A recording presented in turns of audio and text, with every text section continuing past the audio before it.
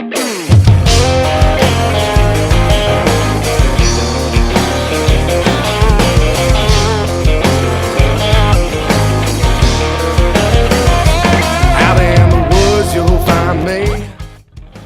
to Nothing Finer. I'm your host, Rick Beach, along with Austin Island. We got a special show today. We got Coach Jason Brown calling, formerly of Independence Community College in Independence, Kansas. Y'all know him from Netflix show Last Chance U. He's a polarizing personality. I think he's great for football, what he's done for the JUCO folks. He's got over 200 players in the four-year schools. He's got 22 players in the NFL. He has a super high GPA for JUCO, and what he did at Independence was incredible. Yeah, nothing short of amazing. Absolutely. What he got reputation-wise was kind of baloney, blown out of proportion, but right now let's go ahead and bring him in. Jason, you there? Yes, sir. How you guys doing? Hey, Coach. How are you? I'm hanging in there, brother. I'm hanging in there. Thanks for having me. Hey, man, no problem. Hey, first I'm going to ask you, how's your dog Stogie doing? Oh, man, he's in here sleeping on my dang lip. It's crazy. All right, well. He's crazy as hell. I gotta get him a trainer, man. Oh, I need a bulldog trainer. Hey, you got to have a bulldog up there. Speaking of bulldogs, we want to talk to you about Jermaine Johnson. Sure. What can Georgia fans expect to get from Jermaine Johnson? First round NFL talent, number one. That's what he is. Jermaine just got to be consistent on a day-to-day basis on being a first-round NFL talent, and he does those things. I mean, you'll get something that you might have not seen there. He's about as athletic and dynamic as you can be. At his 6'5", 6'6" stature, 245, whatever he is, that can run 4.55, 4.6. I mean, that's a guy that's just not out there walking the street, and he's a great talent. Okay, yeah, shoot, yeah, that's exciting news for us. So when you got Jermaine, you had him for 2 seasons, correct? Yep, yes, sir. Okay, so, I mean, when he came in, did you know right off the bus that he was going to be this first-round talent, that he, out of high school, he had that potential? Oh, yeah. No, most definitely. I mean, we all went after him, and the cream rises to the top, brother. Of course, usually the best guy is going to get the best player, and that's just what happened. And you got to build a relationship, and that's what I did with Jermaine and his mother, and we turned over rocks, and we figured out what made Jermaine tick. And at the end of the day, man, Jermaine's about being loyal. He's about family. He wants people that's going to be there and be honest with him. And that's what I'm always going to do, and that's what I was with him and his family. And that's what Georgia was, and that's how Georgia got him away from the Oregons and the UCLAs and the USCs of the world. So that's just the truth, and that's what happened. And I love Jermaine to death. Oh, shoot, yeah. Now, when he got recruited by Georgia, that was Dan Lanning was his primary recruiter with y'all, wasn't he? Yep, Dan was, yep. Okay. Is there anything you'd like to say about Dan Lanning? Because with Kirby, don't let his assistants talk. So as fans, we don't really get to see Dan Lanning, but once a year maybe on a podium. So what can you say about Dan? Maybe a little inside Iggy you could drop about Dan. Well, Georgia's not getting the best talent in the country for no reason. They got some guys. I mean, Coach Tucker was also involved in Jermaine's deal before he took the Colorado job.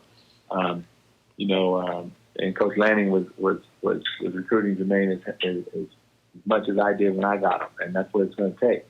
That's what it takes to get players like that. And so Jermaine was you have to talk to these kids every single day, because if you're not, guess who is talking to them? Someone else.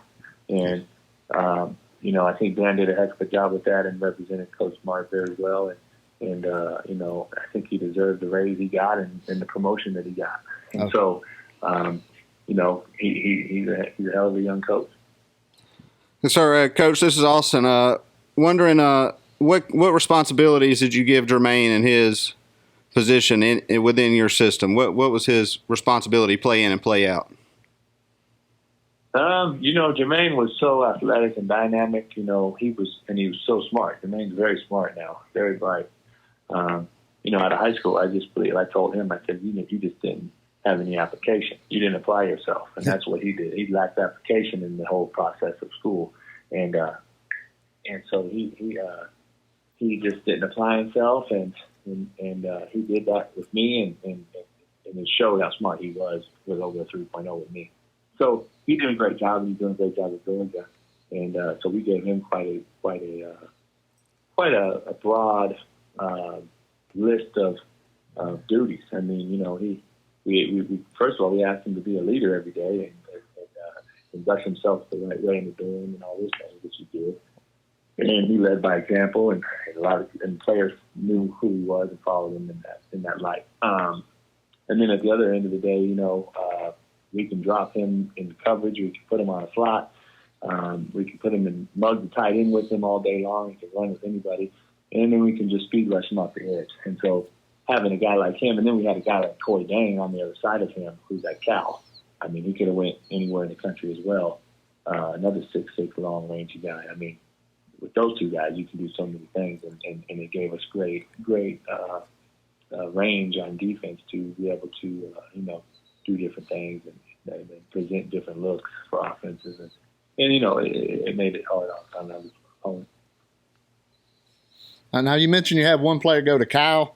I'm going to say this non-Jermaine related, but you had another player go to Vanderbilt, correct? Yeah, last year, yeah, we had a kid go to Cal and Vanderbilt, and first time ever in junior college that there's two kids went to those two schools in particular in the same year, because junior colleges, as you know, don't recruit Vanderbilt. Yeah. Vanderbilt don't recruit junior college, Right. Cal as far as football players. So, Dante Carey Williams is at Vanderbilt, and another great kid, great cover corner.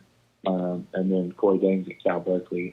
Plus, we had another 30 guys to go out in Division I. You know, so we got guys all over the place. But you know, it's Jermaine. One of Jermaine's best friends is at Colorado.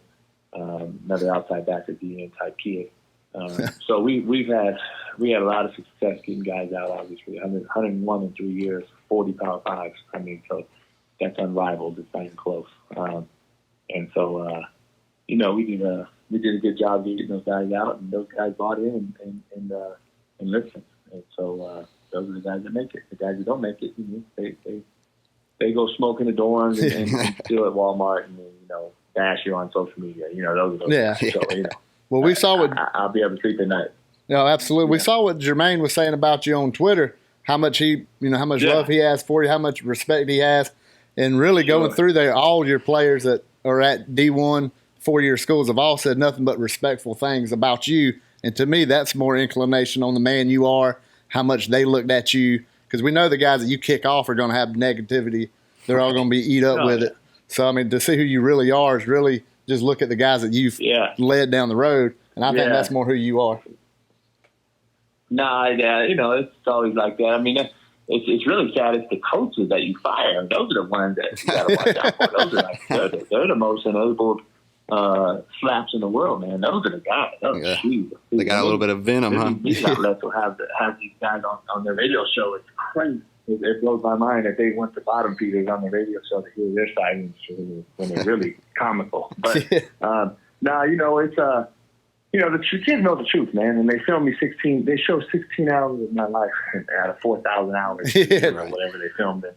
You know, they show 16 hours, and the kids know the truth, man. That's what allows me to sleep at night. And I've been doing this 20 years coaching, and you know, you ain't gonna find no kid talk crazy about me because they know the truth. They know what I give. My shirt off my back, and they know what I do for these guys. But at the same time, I'm telling them the harsh realities of life that the real world's going to hit you in the mouth very shortly. And it seems, you know, my truth hurts a little bit more than the regular truth, I guess. So, but at the end of the day, it's a results-oriented business, and it's my job to get you where you could not get yourself. And that's the definition of a coach. And,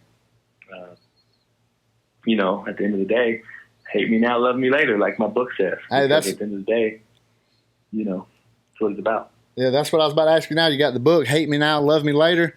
It's up there on the Amazon bestsellers. How's it going with that book since it came out? Man, it's unbelievable. #1 bestseller. It's going on 3 weeks strong, and football books, and you know, it's just unbelievable that it's been that well perceived and received, and you know, it's a blessing to have that booming like it is, and I just appreciate all the fans out there. I mean, and I think you know, CEOs of Fortune 500 companies have reached out to me. comedians, actors, they've all said they've got something out of the book. And I think all walks of life can get something out of it.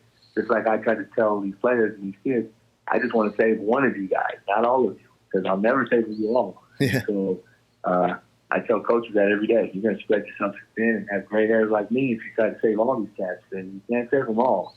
But I think you'll get something out of the book. One thing or another, for someone just average Joe walking down the street to a coach or a CEO of a Fortune 500 company. But, I think it's been good so far, and it's, I appreciate all the support for it. So, yeah.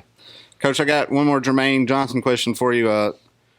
What kind of leadership qualities did he develop with you? Is he a verbal kind of guy, or is he just a show-me type guy? He's a show-me guy, but you know what? He's got the capability of being verbal, and people listen to when he talks because he's so articulate. He's so he's got an empowering look to him, and I think if he wants to be that guy, he can very easily be that guy. And there's no doubt about it. And so I think once he got to that level where everybody's on the same page and everybody knows the mission statement and everybody's there to go get paid, I think that he can become that guy. And I've heard he's done that. So that's a good thing. And the sky's the limit for him. I'm just going to be honest. If he don't if he's not an all-pro guy, then it's his fault. Nobody else's.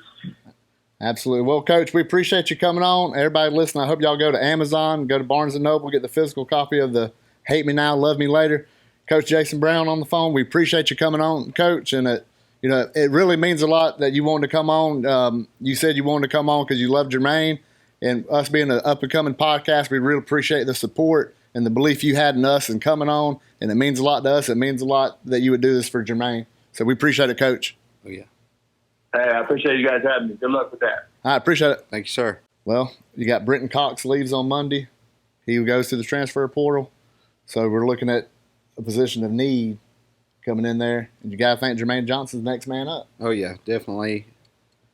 Just based on what JB just told us there. First-round talent, I mean, that ought to tell you something. Not a lot of folks were saying that about Brenton Cox. I mean, obviously a five-star recruit.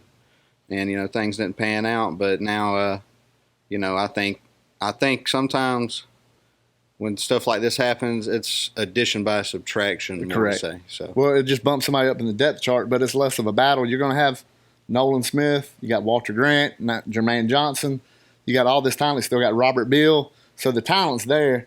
And now this is Jermaine Johnson. This is his chance to step up and say, I'm the guy. I'm the new guy on this end.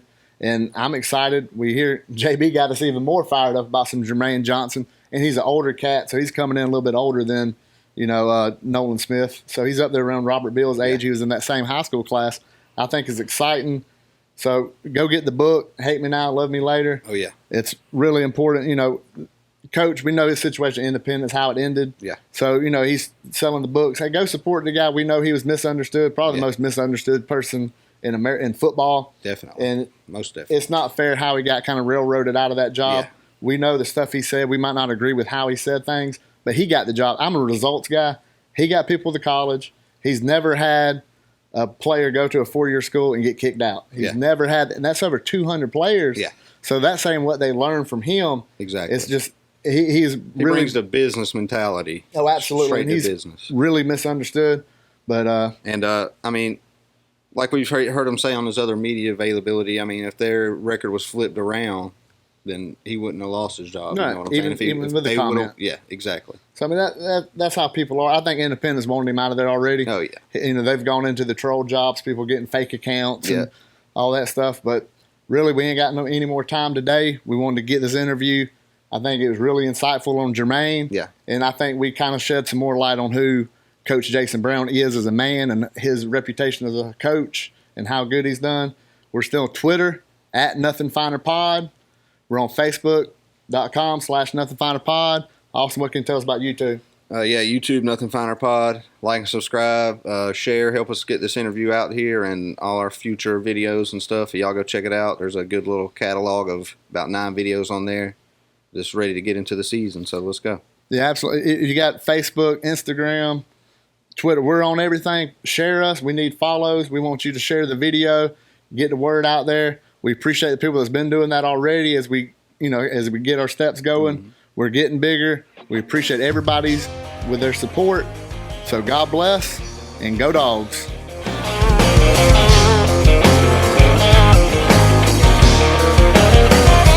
Out in the woods you'll find me, somewhere out under here fishing in a creek.